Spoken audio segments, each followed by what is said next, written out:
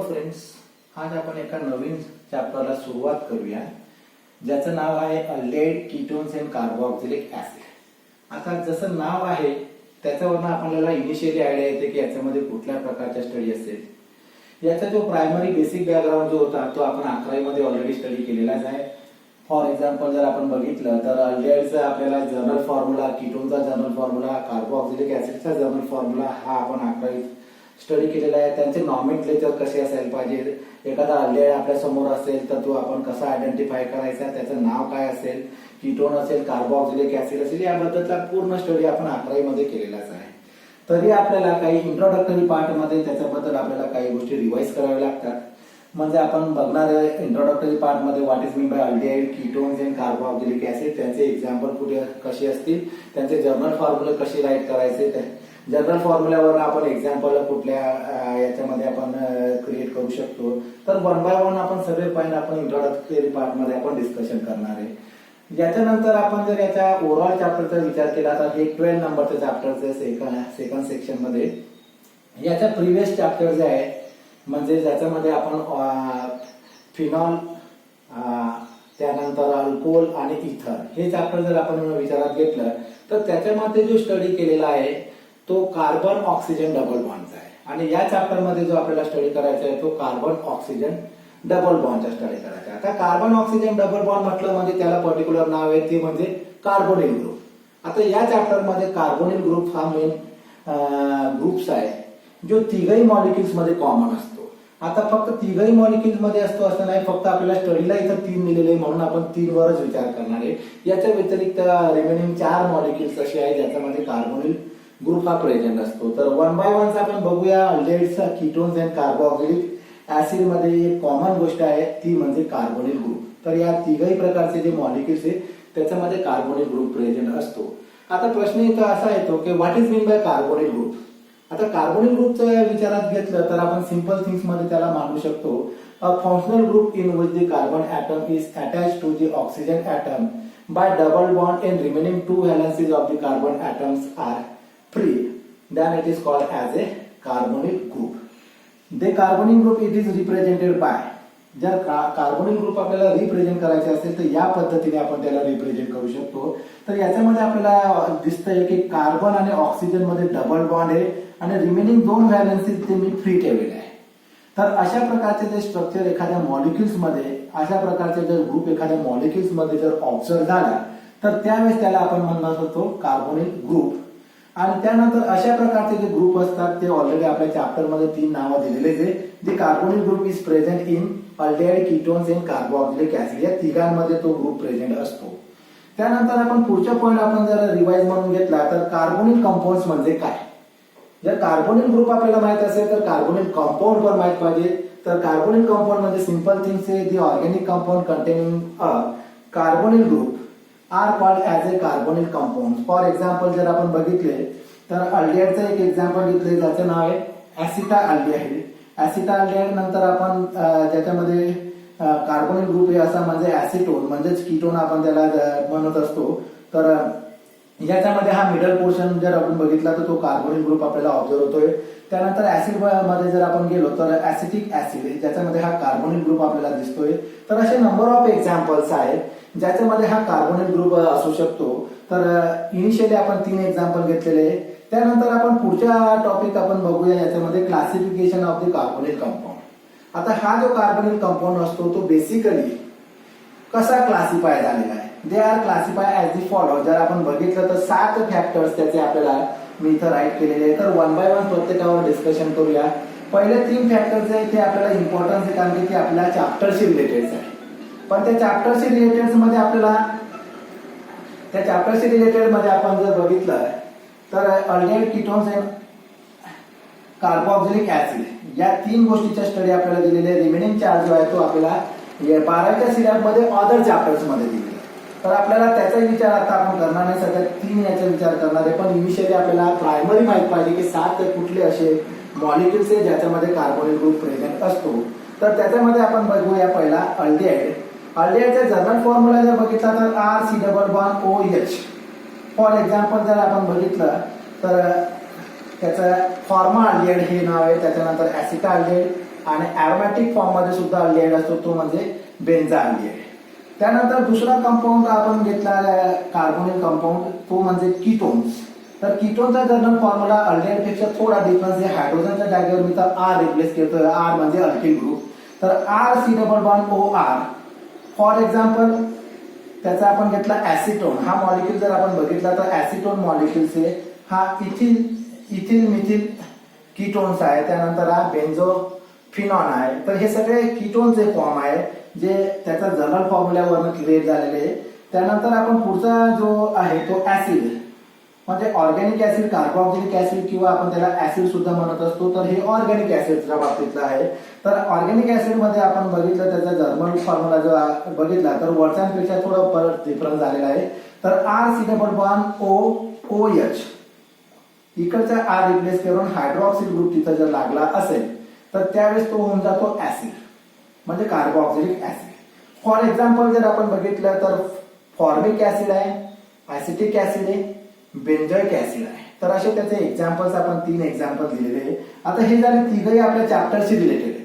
पण याच्या व्यतिरिक्त सुद्धा कार्बोनिल ग्रुप प्रेझेंट असतो. त्यासाठी आपल्याला बघावं लागेल कशा कशामध्ये असतो. तर पहिल्या गोष्ट आहे त्याचा 4थ्या नंबरला दिलेला आहे आपण ईस्टर. आता ईस्टर मध्ये जर आपण बघितलं तर ईस्टर मध्ये आपण त्याचा जनरल फॉर्म्युला वरच्यांपेक्षा स्लाइटली डिफरन्स झालेला आहे. R C double bond O O R. O याच्या जागेवर मी परत ओ आर लिहिला तर तो ईस्टरचा जनरल फॉर्म्युला होऊन जातो. ईस्टरच्या जनरल फॉर्म्युला प्रमाणे जर आपण एक्झाम्पल बघितले तर हे एक्झाम्पल त्याच्यावर मॅच होतात. तर इथं आहे डायमिथिल इथर, त्यानंतर इथिल मिथिल इथर, त्यानंतर मिथिल फिनिल इथर, असे त्याचे एक्झाम्पल्स आहे. त्यानंतर पुढचा जो दिलेला आहे तो अमाइड. अमाइड मध्ये पण थोडा डिफरन्स झालेला आहे. वन साइड मध्ये फक्त या साइडलाच डिफरन्स होत जातोय, या साइडला कॉमन गोष्टी सगळ्या. तर R C double bond O NH2, O च्या जागेवर किंवा OR च्या जागेवर मी NH2 जर लिहिला तर त्यावेळेस मी त्याला अमाइड कॉल करणार. अमाइड कॉल केल्यानंतर त्याच्यावरनं आपण स्ट्रक्चर किंवा त्याच्यावरनं आपण अमाइडचे जे मॉलिक्युल्स आहेत ते कसे राईट करता येतील त्याबद्दल आपण इथं काही 3 एक्झाम्पल घेतलेले आहे. तर इथं आपण CH3 C double bond O NH2, C2H5 C double bond O NH2, याला आपण म्हणतो इथिलामाइड, याला आपण म्हणतो प्रोपिलामाइड, याला आपण म्हणतो बेन्झाइलामाइड. तर या सगळ्या प्रकारच्या जे अमाइड्स आहे यांना जनरल फॉर्म्युला या पद्धतीने आपण राईट करत असतो. तर या सगळ्या गोष्टी आपण ऑलरेडी 11वीत बघितल्या आहेत. त्याच गोष्टी मी परत रिवाइज करतोय कारण की या गोष्टी आपल्याला पुढे सगळ्या लागणारच आहे या चॅप्टर मध्ये. तर 6व्या नंबरला आहे ऍसिड हालाइड्स. आता ऍसिड हालाइड मध्ये पण इकडचा पार्ट सारखा जे R C double bond O, R C double bond O dash X. X म्हणजे याच्यामध्ये हॅलोजन ऍटम्स आपण, मग तो क्लोरीन असेल, ब्रोमीन असेल, आयोडीन असेल किंवा फ्लोरीन असेल, तो आपण इथं एक्सच्या जागेवर कन्सिडर करू शकतो. त्याच्यावरून एक्झाम्पल जर आपण बघितले तर CH3 C double bond O Cl मध्ये याला आपण म्हणतो ऍसिड क्लोराइड, त्यानंतर इथिल ब्रोमाइड, त्यानंतर बेन्झिल क्लोराइड. अशा पद्धतीने आपण त्याचे ऍसिड हालाइड्सचे एक्झाम्पल्स आपण देऊ शकतो. त्यानंतर लास्ट वन आहे ऍसिड अनहायड्राइड. ऍसिड अनहायड्राइड जर याच्यामध्ये आपण बघितलं तर R C double bond O O R C double bond O R म्हणजे 2 वेळा कार्बोनिल ग्रुप याच्यामध्ये आलेला आहे. तर अशा प्रकारचा तो जनरल फॉर्म्युला आहे. जनरल फॉर्म्युल्यावरनं आपण जर बघितलं तर एक्झाम्पल आपण पहिलं एक्झाम्पल इथं जे मानलंय ते ऍसिटिक अनहायड्राइड, त्यानंतर हे इथिल मिथिल अनहायड्राइड, डायफिनिल अनहायड्राइड, अशा पद्धतीने आपण एक्झाम्पल मानलेले आहेत. तर या प्रकारचे 1 ते 7 कंपाऊंड जे आहे त्यांच्यामध्ये हा कार्बोनिल ग्रुप प्रेझेंट असतो. म्हणून आपण त्यांना काय म्हणतोय कार्बोनिल कंपाऊंड. या सगळ्यांना आपण कॉमनली काय म्हणू शकतो कार्बोनिल कंपाऊंड. पण 7 पैकी फक्त आपल्याला वरच्या 3ची स्टडी करायची आहे ज्याच्यामध्ये आलेले आहे aldehyde, ketones and carboxylic acid म्हणजेच ऍसिड. तर या तिघांची आपल्याला 1 बाय 1 स्टडी करायची आहे. तर एवढं बेसिक बॅकग्राऊंड जर आपला 11वी पर्यंत जर क्लिअर असेल तर आपल्याला या चॅप्टरला स्टडी करायला काहीच प्रॉब्लेम येणार नाही. नसेल तर आपण या इंट्रोडक्टरी पार्ट मध्ये तो टॉपिक रिवाइज केलेला आहे. आता जरी आपण बघून घेतलं तरी त्या गोष्टी आपण पुढे कंटिन्यू करू शकतो. तर आता आपण आपल्या चॅप्टरचा याच्यामध्ये सुरुवात करूया. हा इंट्रोडक्टरी पार्ट संपल्यानंतर प्रायमरी जो स्टडी आहे म्हणजे आपल्या समोर येतो what is mean bye aldehyde.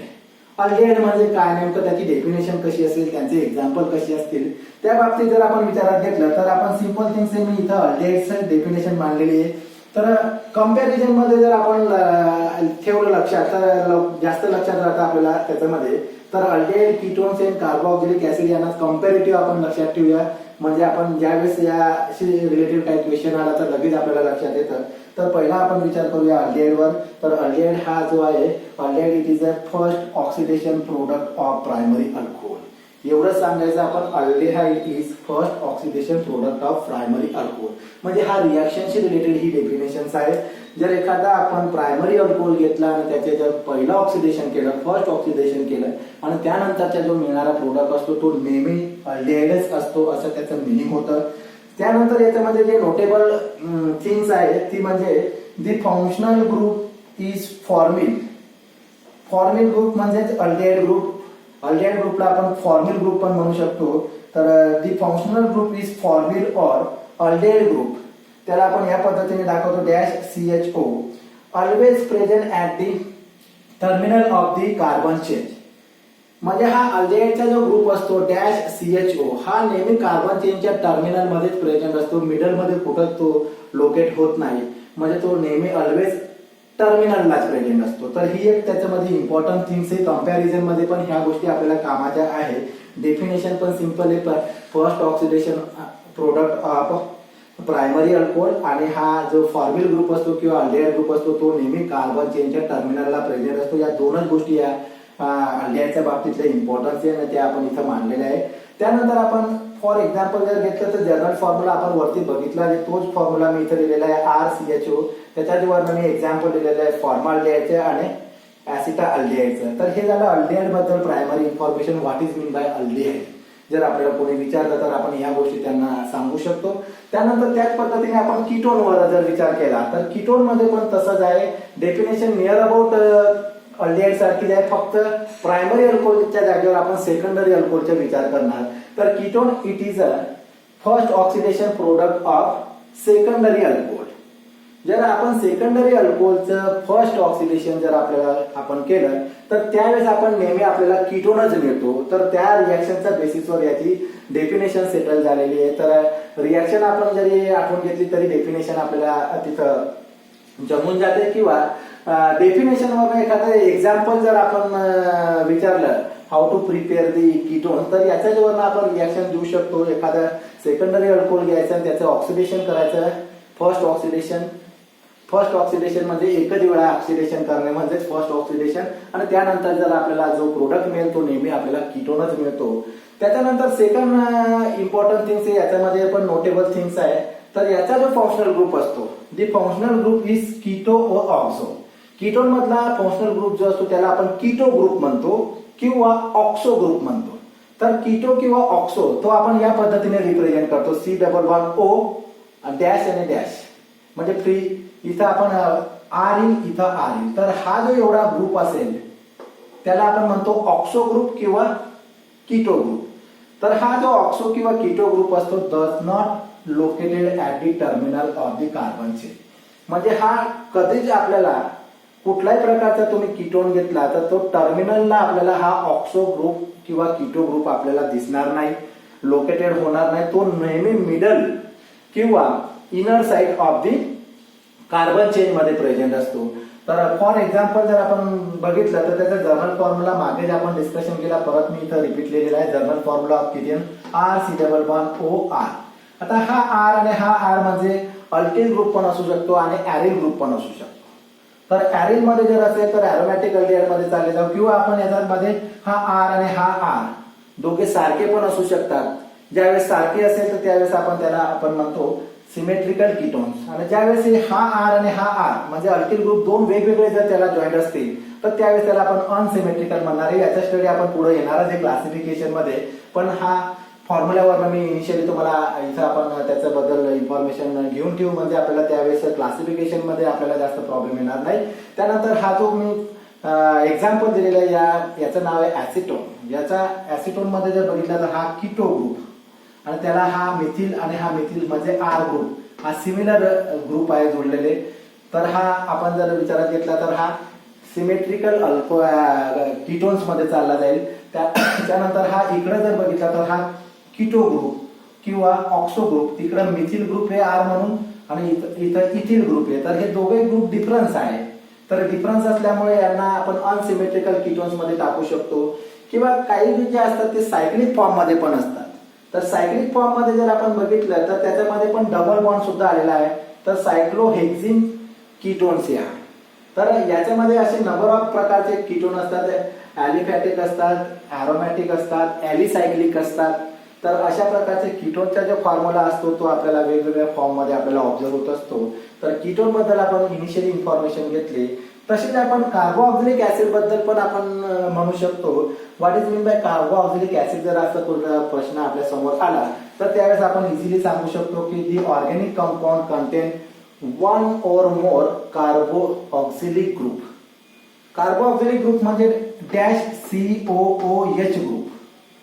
जर एक किंवा एकापेक्षा जास्त असेल एखाद्या ऑर्गॅनिक कंपाऊंड मध्ये तर त्यावेळेस त्याला आपण म्हणत असतो कार्बोऑक्सिलिक ऍसिड.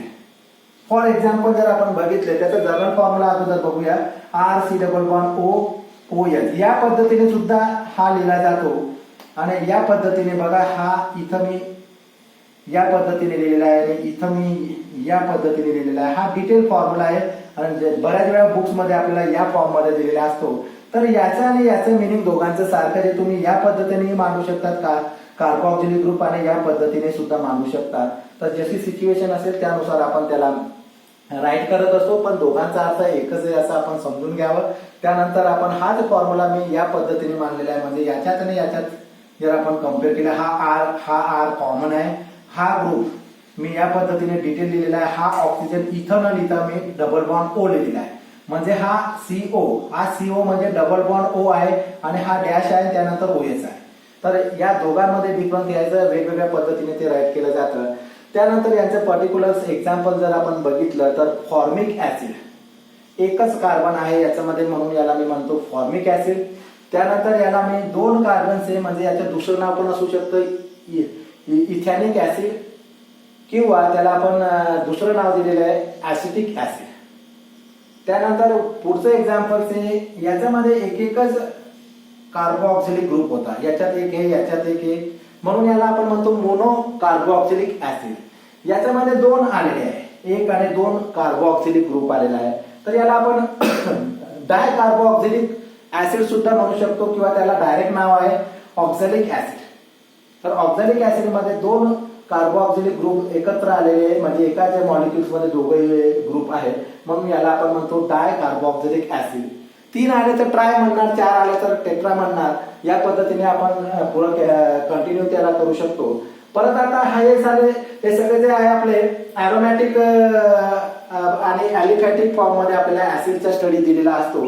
तर याच्यामध्ये हे इकडचे जे कंपाऊंड बघितले तर ते सगळे ॲलिफॅटिक मध्ये आहे. पण एखाद्या वेळेस जर ॲरोमॅटिक रिंगला जर हा ग्रुप जोडलेला असेल कार्बोऑक्सिलिक ग्रुप तर त्यावेळेस ते ॲरोमॅटिक ऍसिड होऊन जातं. म्हणून त्याला आपण बेन्झोइक ऍसिड त्याचं नाव आहे पण हे ॲरोमॅटिक कार्बोऑक्सिलिक ऍसिड आहे.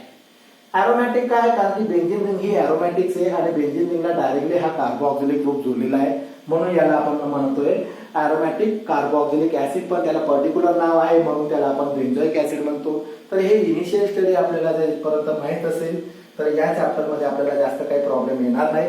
आता याचा जो पुढचा पॉइंट आहे आपल्या सिलेबस मध्ये दिलेला तो classification of aldehyde ketones and carboxylic acid.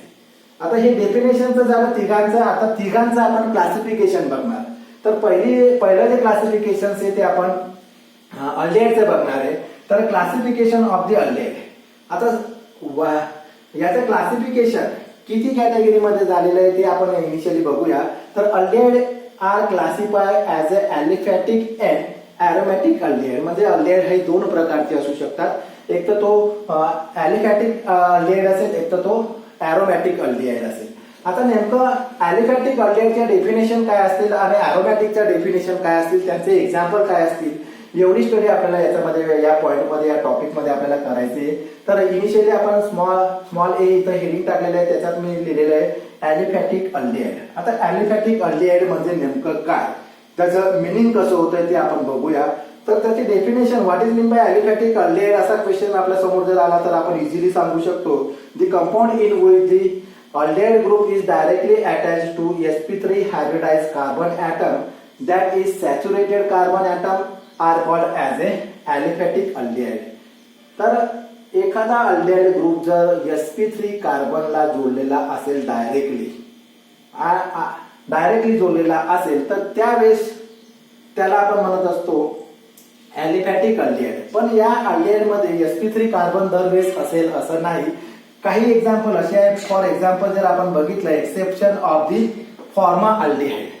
फॉर्मा अल्डिहाइड मध्ये हा जो अल्डिहाइड ग्रुप आहे तो हायड्रोजनला जोडलेला आहे आणि वरची डेफिनेशन अशी म्हणते की तो कार्बनला जोडलेला असेल तर त्याला आपण ॲलिफॅटिक म्हणतो. पण जनरली मॅक्झिमम एक्झाम्पल मध्ये जे आहे ते कार्बनला म्हणजे sp3 कार्बनला अल्डिहाइड ग्रुप जोडलेले असतात, त्यांना आपण ॲलिफॅटिक अल्डिहाइड म्हणत असतो. पण हे सुद्धा एक त्याच्यातलं एक एक्झाम्पल्स आहे, जरी कार्बनला जोडलेला नसेल तरी हा ॲलिफॅटिक मध्येच येतो.